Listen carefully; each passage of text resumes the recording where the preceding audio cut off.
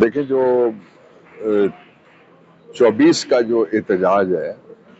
وہ فائنل ہے، اس لیے کہ پاکستان کے کانسٹیٹیوشن کے مطابق پاکستان کے ہر شہری کو یہ حق حاصل ہے کہ وہ اپنے مطالبات لے کے سڑک پہ آئے۔ ہر شہری کو یہ حق حاصل ہے کہ ان مطالبات کے لیے بولے، ہر شہری کو یہ حق حاصل ہے کہ اس کے لیے دھرنا دے، ہر شہری کو یہ حق حاصل ہے کہ وہ احتجاجی ریلی نکالے۔ جو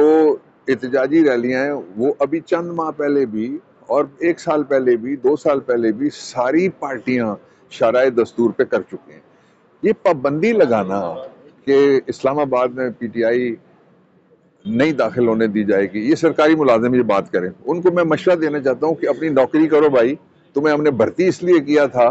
کہ تم لوگوں کے گھروں کی حفاظت کرو گے، ڈکیتیاں ہو رہی ہیں، اغوا کاری ہو رہی ہے اور جرائم ہو رہے ہیں بڑے سیریس اور ہینیس قسم کے، ادھر تو تمہاری توجہ کوئی نہیں ہے۔ لیکن پاکستان تحریک انصاف بھرپور تیاری میں اور اس کا راستہ نہیں روکا جا سکتا،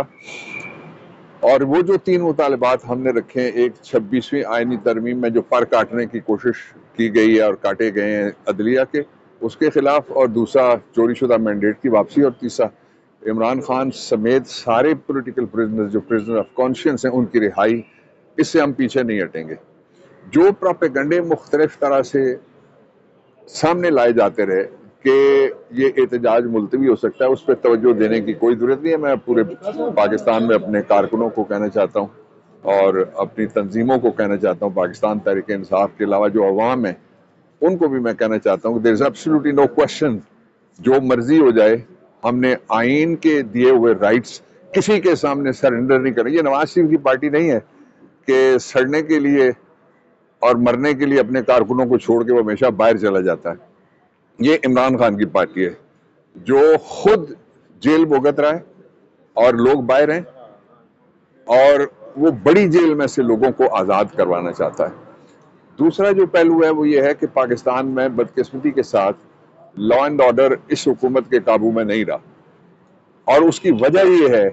کہ ساری ریاست زور اس بات پہ لگا رہی ہے کہ کسی طریقے سے عمران خان کا خوف دور کیا جا سکے۔ لیکن یہ عمران خان کا خوف آپ دیکھ رہے ہیں، آگے پیچھے سے لوگ بھاگتے ہوئے آپ کو ابھی بھی نظر آ رہے ہیں، یہ عمران خان کا خوف ہے سارا۔ تیسری جو امپورٹنٹ چیز ہے وہ یہ ہے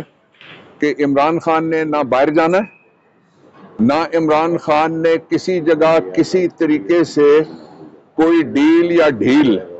اس کے اوپر جانا ہے۔ عمران خان نے ایک بڑا سیدھا کام کرنا ہے، وہ کام یہ ہے کہ ہم یہ جنگ جیت چکے ہیں ووٹ کے ذریعے سے، اس جنگ کو سازش کے ذریعے سے ایک اور ہاری ہوئی لشکر کے حوالے کیا گیا کہ جی یہ ٹرافی تمہاری ہے، وہ ٹرافی واپس آئے گی۔ Thank you.